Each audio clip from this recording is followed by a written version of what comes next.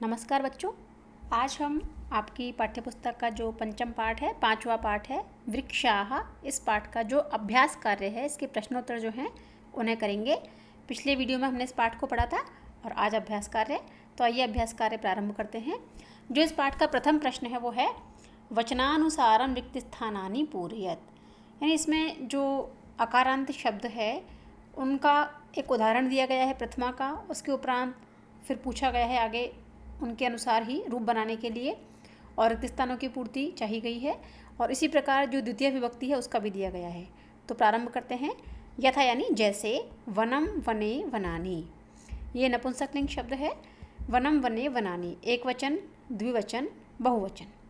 इसी प्रकार क्या होगा, जलम जले जलानि, ये भी नपुंसकलिंग शब्द है, एक वचन, द्विवचन और बहुवचन। और बिल्कुल इसी प्रकार से बिंबम बिंबे बिंबानी, ये भी एक वचन, द्विवचन, बहुवचन। अब हम पढ़ते हैं इसका द्वितीय विभक्ति और पुल्लिंग शब्द। वृक्षम वृक्षौ वृक्षान, ये द्वितीय विभक्ति का है, पुल्लिंग शब्द है। एक वचन प्रथमा विभक्ति होता है वृक्षः, और द्वितीय में बन गया वृक्षम, द्विवचन वृक्षौ और बहुवचन वृक्षान। तो उसी के अनुसार ही पवनम पवनौ पवनान, और जन शब्द होता है उसका भी जनम जनऊ जनान। तो यहाँ हमने देखा कि ये जो है अकारांत नपुंसकलिंग शब्द हैं, ये वाले तीनों, और ये जो बाद में दिए गए हैं ये अकारांत पुल्लिंग शब्द हैं, जिनकी द्वितीय विभक्ति के रूप हमने जो उदाहरण दिए गए हैं उसके अनुसार भरे, और हमारा प्रथम प्रश्न पूर्ण होता है। द्वितीय प्रश्न पर चलते हैं। द्वितीय प्रश्न है कोष्टकेषु प्रदत्त शब्देषु उपयुक्त विभक्तिम योजयित्वा रिक्तस्थानानि पूरयत। यानी जो कोष्टक में ये शब्द दिए गए हैं, जल, दूरदर्शन, पवन, कथा और जंतुशाला, ये जो शब्द हैं इनमें हमें उपयुक्त यानी जो उचित हो, सही हो, वह विभक्ति लगानी है और रिक्त स्थानों की पूर्ति हमें करनी थी। तो जो प्रथम है तुम, फिर है जल और पीते हो, तुम जल पीते हो। तो क्या आएगा इसमें, जल को पीते हो, इसलिए हमने यहाँ लगा दी द्वितीय विभक्ति जलम यानी जल को।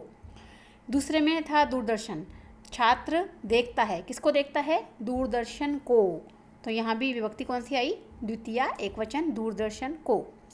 फिर वृक्षाः और पीते हैं, पेड़ जो है वो क्या पीते हैं, पवनम, द्वितीय विभक्ति एक वचन अर्थात पवन को, वायु को। और उसके उपरांत ताः यानी वे सभी लड़कियां या वे सभी स्त्रीलिंग शब्द जो भी हैं। कथाम लिखन्ति, तो वो किसको लिखते हैं, कथा को। तो इसलिए यहाँ भी द्वितीय विभक्ति एक वचन कथाम। और आवाम यानी हम दोनों, गच्छावह यानी जाते हैं, कहाँ जाते हैं, जंतुशालाम, जंतुशाला के प्रति यानी जो जू है जहाँ जानवर होते हैं उस जंतुशाला को हम जाते हैं। तो इस प्रकार यहाँ भी विभक्ति कौन सी आई है, द्वितीय। तो इस प्रश्न में हमने देखा कि सभी जो भी शब्द हैं इनमें जो भी यहाँ जो शब्द दिए गए हैं इनमें हमने लगाई है द्वितीय विभक्ति, और ये रूप उससे बन गए हैं। तो ये अधिकतर अकारांत और आकारांतिक शब्द हैं। तृतीय जो प्रश्न है वो है अधोलिखितेषु वाक्येषु कर्तृपदानि चुनोतु। ये थोड़ा अलग प्रश्न है। कर्तृपदानि, कर्तृपदानि जो है वो क्या है, जैसे किसी भी वाक्य में तीन मुख्य शब्द होते हैं, कर्तृपद, कर्मपद और क्रियापद अधिकांशतः। तो कर्तृ का अर्थ आपने शुरू से पढ़ा है, जैसे सब्जेक्ट या कर्ता जो भी है उसे बोलते हैं हम कर्तृपद, जो कार्य को करता है वो कहलाता है कर्तृपद। तो उसको हमें चुनना है, और इसे चुनने का सबसे अच्छा तरीका है कि जो क्रिया है, अंत में जो क्रिया दी गई होती है उस क्रिया को हम देखें, और क्रिया से जिसका सीधा संबंध हो वही कर्ता होता है। अथवा दूसरा जो तरीका है वो ये है कि आपके यहाँ तो सिर्फ अधिकांशतः सभी वाक्य कर्तृवाच्य में हैं, तो जो पद प्रथमा विभक्ति में होगा वही कर्ता होगा। तो देखिए, वृक्षाः नभः शिरस्सु वहन्ति, जो पेड़ हैं वो आकाश को अपने सिरों पर वहन करते हैं। तो इसमें वहन्ति कौन वहन करते हैं, वृक्षाः, तो कर्ता कौन हो गया, वृक्षाः। उसके बाद विहगाः वृक्षेषु कूजन्ति, पक्षी पेड़ों पर कूजते हैं, आवाज़ करते हैं। तो कूजते हैं ये क्रिया है, तो कौन कूजते हैं, विहगाः, तो उत्तर क्या हुआ, विहगाः। उसके बाद पयोदर्पणे वृक्षाः स्वप्रतिबिंबं पश्यन्ति, पानी के दर्पण में जो पेड़ हैं अपने प्रतिबिंब को देखते हैं, देखते हैं ये क्रिया है, कौन देखते हैं, वृक्षाः यानी पेड़। अगला वाक्य कृषकः अन्नानि उत्पादयति, जो किसान है वो अन्न को, अनाज को उत्पन्न करता है। उत्पादयति, उत्पन्न करता है। कौन करता है?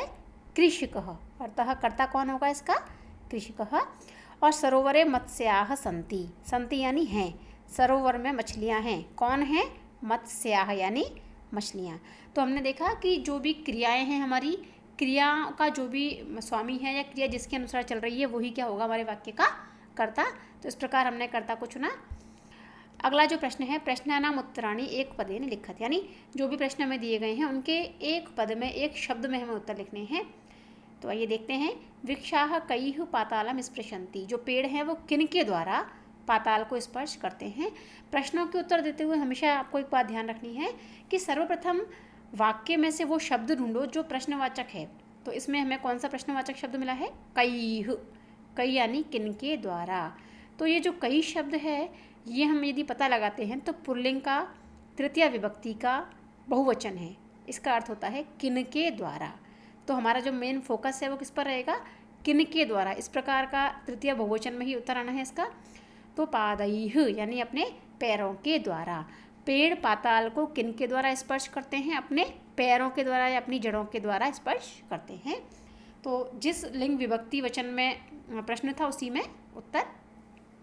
द्वितीय है वृक्षाः किम रचयन्ति। यहाँ प्रश्नवाचक शब्द क्या है? किम यानी क्या। पेड़ क्या रचयन्ति यानी बनाते हैं। पेड़ क्या बनाते हैं? तो हमने पढ़ा था वनम वनम रचयन्ति वृक्षा, यानी वन वन को पेड़ बनाते हैं। तो उत्तर हुआ इसका वनम।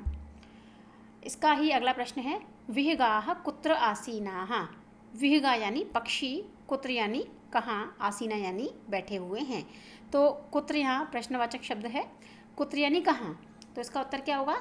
शाखा दोलासु, शाखा रूपी झूलों पर पक्षी बैठे हुए हैं। शाखा दोलासु। अगला कौतुकेन वृक्षाः किम पश्यन्ति। आश्चर्य से पेड़ किम यानी क्या देखते हैं। जो पेड़ हैं वो आश्चर्य से क्या पश्यति यानी देखते हैं। तो यहाँ प्रश्नवाचक शब्द क्या है? किम यानी किसको देखते हैं, क्या देखते हैं पेड़ आश्चर्य से। तो उत्तर क्या होगा इसका? स्वप्रतिबिंबम। स्व यानी अपनी, प्रतिबिंब यानी परछाई। पेड़ आश्चर्य से अपनी परछाई को देखते हैं। हमने कल पढ़ा था ना, पयोदर्पणे स्वप्रतिबिंबम कौतुकेन पश्यन्ति वृक्षा। तो स्वप्रतिबिंबम इसका उत्तर होगा। और अगला जो प्रश्न है वो है समुचित पदैः रिक्त स्थानानि पूरयेत्, यानी जो भी उचित पद हों इसमें रिक्त स्थानों की पूर्ति हमें करनी है। पूर्ति करते हुए हमें ये बात ध्यान रखनी है, यदि ये सारे जो शब्द हैं जितने भी इस प्रश्न में दिए गए हैं, ये पहले शब्द को देखकर हमें पता चल रहा है गजः गजौ गजाः, ये अकारांत पुल्लिंग शब्द है। तो सभी शब्द इसके अनुसार ही चल रहे हैं। यदि आपने अपनी पाठ्यपुस्तक में दिए गए बालक शब्द के रूपों का स्मरण कर लिया, उन्हें याद कर लिया, उन्हें सीख लिया, तो इस प्रश्न को आप स्वयं भी कर सकते हैं। क्योंकि अंतिम जो मात्रा होती है या जो विसर्ग होता है वो बिल्कुल उसी अनुसार चलता है। यदि किसी भी एक शब्द को आपने याद कर लिया तो दूसरा उसके अनुसार ही होगा। जैसे कि देखते हैं हम, गजः गजौ गजाः, अश्वः अश्वौ अश्वाः। द्वितीया में सूर्यम सूर्यौ सूर्यान्, चंद्रम चंद्रौ चंद्रान। जैसे सूर्य चल रहा है वैसे ही चंद्र चल रहा है, क्योंकि दोनों ही अकारांत पुल्लिंग शब्द हैं। तृतीय विभक्ति में विडालेन विडालाभ्याम विडालैः, मंडूकेन मंडूकाभ्याम मंडूकैः, बिल्कुल इसी प्रकार। चतुर्थी में सर्पाय सर्पाभ्याम सर्पेभ्यः और वानराय वानराभ्याम वानरेभ्यः। तो जिस प्रकार ऊपर वाला रूप चल रहा है उसी अनुसार नीचे वाला भी चल रहा है, क्योंकि सभी अकारांत पुल्लिंग शब्द हैं। पंचमी में मोदकात् मोदकाभ्याम मोदकेभ्यः, वृक्षात् वृक्षाभ्याम वृक्षेभ्यः। षष्ठी जनस्य जनयोः जनानां, शुकस्य शुकयोः शुकानां। सप्तमी में शिक्षके शिक्षकयोः शिक्षकेषु और मयूरे मयूरयोः मयूरेषु। संबोधन में हे बालक हे बालकौ हे बालकाः और हे नर्तक हे नर्तकौ हे नर्तकाः। फिर ध्यान दें, इस प्रश्न को करने के लिए यदि आप स्वयं करना चाहते हैं तो अपनी पाठ्यपुस्तक में दिए गए बालक शब्द के रूपों का स्मरण कर लें। तो उसके अनुसार आप अकारांत पुल्लिंग के विश्व में जितने भी शब्द हैं सबके रूप आराम से बना सकते हैं। अंतिम प्रश्न है भिन्न प्रकृतिकम पदम चिनुत। भिन्न प्रकृतिक का मतलब होता है जो ऑड हो, जो अलग हो, जो अन्य से अलग हो, उसे हमने चुनना है। तो गंगा, लता, यमुना, नर्मदा, यहाँ हमने देखा कि बाकी सब तो नदियों के नाम हैं, ये गंगा यमुना वगैरह, एक लता जो है ये अलग है, इसलिए हमने इसको चुन लिया। उद्यानम कुसुमम फलम चित्रम, ये उद्यान, फूल, फल, इनसे ये चित्र जो है वो अलग है, इसलिए हमने इसको भी यहाँ बाहर निकाल दिया। लेखनी, तूलिका, पाठशाला, ये जो हैं इन सब का संबंध पढ़ाई से है, किंतु चटका, चटका का अर्थ होता है चिड़िया, तो चिड़िया जो है ये सबसे अलग है, इसलिए ये इसमें सम्मिलित नहीं होगी, तो इसको हमने अलग कर दिया। और आम्रम, कदलीफलम, नारंगम, ये तीन जो हैं, नारंगम हो, कदलीफलम यानी केले, आम्रम यानी आम, इनमें से मोदकम अलग है। क्यों? क्योंकि मोदकम का अर्थ होता है लड्डू, तो ये इन सबसे अलग हुआ, इसलिए हमने इनमें से जो अपने वर्ग से अलग है उसको छांट लिया। तो इस प्रकार हमारा जो इस पाठ का अभ्यास है वो यही समाप्त होता है। धन्यवाद।